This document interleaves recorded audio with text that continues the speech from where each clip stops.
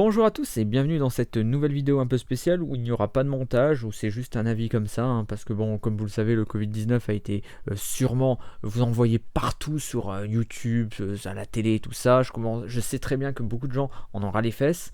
Donc on m'a demandé mon avis vis-à-vis du déconfinement et des 6 prochains mois au niveau de ce qui risque de se passer. Après, je suis pas Madame Irma, je le dis clairement, mais je peux juste vous dire qu'avec les données actuelles que j'ai, ce que je peux en penser et prévoir un scénario hypothétique. Donc mettez-vous tranquille, écoutez, vous pouvez même faire autre chose, jouer, faites ce que vous voulez à côté, c'est juste de l'audio, juste pour vous. Après, c'est le genre de vidéo que j'attends que la crise soit passée, je les mettrai après en répertorié ou en privé, parce que je pense que c'est pas la thématique de ma chaîne, donc l'implication dans ces vidéos, elle doit rester très minime. Donc tout d'abord, il va y avoir le déconfinement avec pas mal de problèmes au niveau des écoles parce que pas mal de parents vont décider de ne pas prendre parti d'envoyer leurs gosses à l'école parce qu'ils ont peur et c'est tout à fait normal et légitime. D'un autre côté, il va y avoir un problème avec pas mal de choses comme les masques, approvisionnement et compagnie. Il risque d'y avoir des tensions parce qu'il y a des gens qui veulent aller manifester. Après, chacun est libre de faire ce qu'il veut tant que ça ne met pas en danger la vie d'autrui. À partir de là, il va y avoir pas mal de tensions à droite et à gauche. Ça va pas être très agréable, le mois de mai risque d'être un peu chiant. Si on a de la chance, et je dis bien si on a de la chance parce que actuellement je vois des petits échos comme quoi dans certains endroits où il y a eu du déconfinement, il y a de nouveau une épidémie. Donc on risque peut-être d'avoir ce qui se passe actuellement qui est un projet, et c'est le seul moment où je parlais de politique, de stop and go. C'est-à-dire qu'en gros, à chaque fois, ils vont voir si par exemple les lits de réanimation sont très bas et qui sont libres, en fait, qu'il y a ce qu'il faut. Attention, je m'exprime mal, peut-être que j'ai dit quelque chose, j'ai cafouillé, je vous demande pardon, mais en gros, il y aura moins de gens hospitalisés en réa, donc il y a un palier, genre les 5000 lits. Si on est en dessous des 5000 lits, déconfinement. Si jamais ça re-explose et que de nouveau on a une tonne de personnes en réa, ils vont de nouveau reconfiner. Mais ce que j'ai compris encore, ils vont reconfiner par région. C'est-à-dire que, en gros, si tu as une région qui est bien infectée et qu'il y en a une autre où il n'y a quasiment rien, ils vont confiner qu'une région, ce qui aurait dû être fait à la base parce que clairement la contamination n'a pas été totale et en plus vous le savez très bien que c'est surtout l'Île-de-France et surtout le nord qui a pris très cher par rapport au sud où là il y a eu moins de cas. Mais bon, après, je suis pas là pour faire de la politique et j'en ai un peu rien à faire. Moi, tout ce qui m'importe, c'est quand même votre survie, que vos proches soient bien et qu'il n'y ait pas de drame. Parce que si, comme moi, vous avez perdu pas mal de proches et que vous savez ce que c'est la mort et la souffrance qu'il y a derrière, ben, je vous le dis clairement, voilà, c'est un truc que je n'aimerais même pas à mon pire ennemi et même des gens que je ne respecte pas, que je n'aime pas. Je ne leur souhaite pas ça parce que c'est atroce. Tout simplement après tout ça, en juin, il va y avoir les vacances d'été, il y a pas mal de gens qui vont vouloir aller à la plage, c'est tout à fait normal, t'as passé 2 mois enfermé, donc les gens vont être un petit peu dans tous les excès. Le problème c'est comment ça va se passer. À ce moment-là, je ne sais pas, parce que clairement, moi je pense qu'une partie de l'été va être un peu spéciale, c'est-à-dire que déjà, je ne sais pas si tout le monde pourra bouger, parce que bon, le confinement ne tiendra pas et la distanciation sociale ne marche pas à la plage, donc je ne sais pas comment ils vont faire pour gérer toutes les plages en France. Et est-ce que les gens pourront aller à la plage? Donc ça va être un petit peu compliqué. Je pense aussi qu'il y aura une petite période encore de confinement avec tout ce qui est 14 juillet, tout ça. Je pense que le 14 juillet, à moins qu'il y ait un miracle, que le virus ait complètement disparu, ça va être problématique. Après, les gens qui veulent partir à l'étranger, je sais qu'il y en a beaucoup qui font leurs vacances à l'étranger, qui ont les moyens de le faire, et ben, tant mieux pour vous. Mais là, ça va être très compliqué parce que là, ça va être un petit peu mort. Peut-être qu'il y aura des voyages, mais ça va être extrêmement compliqué et je pense que même ils seraient capables de mettre une quarantaine, une quatorzaine pour les gens qui reviendraient de l'étranger. Ce qui serait tout à fait normal parce que ça aurait dû être fait mondialement à la base et on n'aurait pas eu cette épidémie actuelle.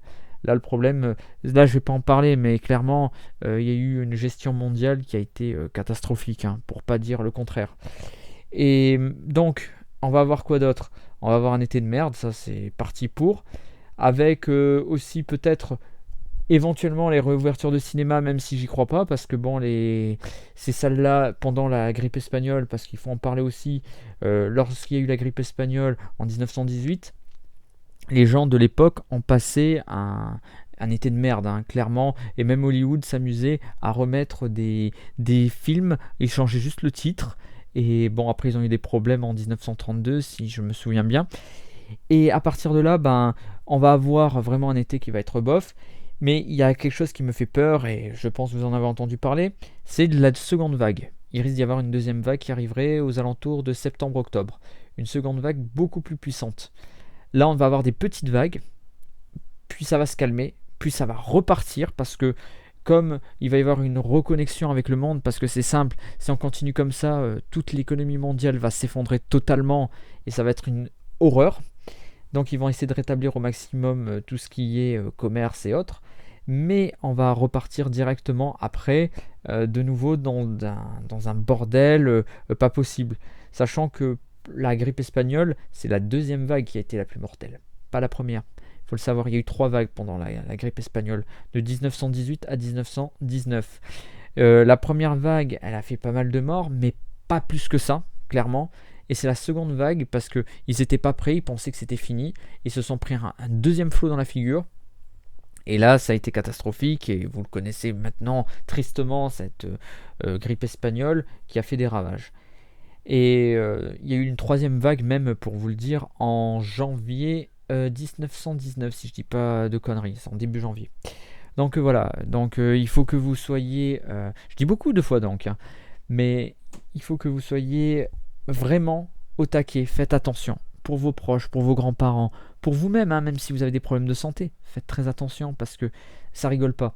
Ce virus, c'est simple, c'est le virus roulette russe, je l'appelle comme ça, c'est-à-dire qu'il y a des gens, ils vont rien avoir. Il y en a beaucoup qui vont dire oh j'ai même eu le virus, je l'ai rien ressenti, et d'autres qui vont prendre très cher, sachant en plus qu'il faut pas oublier une chose, le virus est toujours en mutation, il y a plein de formes, il y en a plus de 130 hein, je crois à l'heure actuelle, de formes de coronavirus. Il y aura de gens infectés, plus le virus va muter. Plus le virus va muter, plus ça sera difficile d'obtenir un vaccin qui marchera pour la plupart des gens. Parce que, en gros, si vous mettez un vaccin Covid-19 et que le Covid il a muté entre temps, votre vaccin, c'est comme s'injecter de l'eau dans les veines, quoi. Ça sert à rien.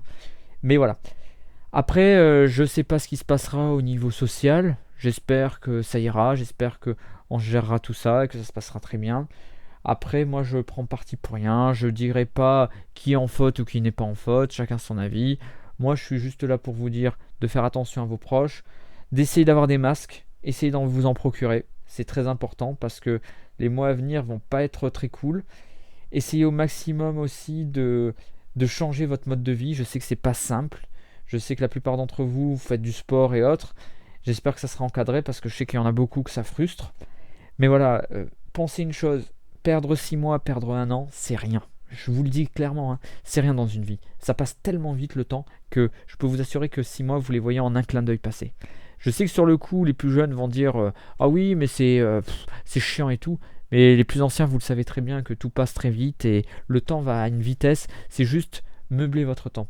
Je sais que je ne suis pas là pour vous faire des leçons de morale, mais essayez de vous occuper. Faites un hobby, faites une passion. Essayez de faire quelque chose qui peut vous enrichir personnellement. C'est toujours bien de s'enrichir personnellement. Donc voilà. Donc après, c'est mon avis. Je pense que on est loin d'être sorti de cette crise, qu'il risque d'y avoir plein d'effets boomerang dans la gueule, que ça va pas être jojo, mais que bon, dans l'ensemble, ça ira. On arrivera à avancer. Je pense qu'il y aura encore pas mal de gens qui vont malheureusement mourir, des innocents. Mais bon, qu'est-ce que vous voulez, c'est comme ça, hein, ces épidémies, sachant qu'il y en aura d'autres épidémies beaucoup plus dangereuses, beaucoup plus difficiles, et qui seront moins rigolotes que celle-là. Et encore, je dis bien rigolote, c'est-à-dire traduction, c'est pas non plus l'hécatombe où il y a plein de corps par terre et que c'est des spectacles assez traumatisants. Je vous donnerai l'exemple hein, de la peste à Marseille, hein, pour ceux qui veulent se renseigner. D'ailleurs, je crois qu'il y a des documentaires qui traînent sur YouTube. Vous verrez que la situation est quand même actuellement, nous sommes juste confinés. Il y a des morts. Et ça, c'est vraiment horrible pour les familles des victimes. Ça, je suis tout à fait conscient de ça. Hein. Moi, j'ai perdu une personne proche à moi d'une maladie pulmonaire. Et même jusqu'à maintenant, je suis toujours en deuil. Donc, je comprends tout à fait. Mais voilà. Sur ce, je vais pas trop tarder. Je vous souhaite une bonne semaine. Il y a de futures vidéos qui arrivent, hein, je crois dans les 72 heures. Je vous dis aussi, prenez soin de vous. et partagez, abonnez-vous si vous avez d'autres comptes, parce que bon, la chaîne, elle manque cruellement de visibilité. Je vous remercie et je vous dis à la prochaine, et prenez soin de vous, et j'espère que ça vous aura été utile. Après, si c'est pas utile, vous savez ce que vous faites, vous dislikez, et vous en allez. Ciao, et à la prochaine.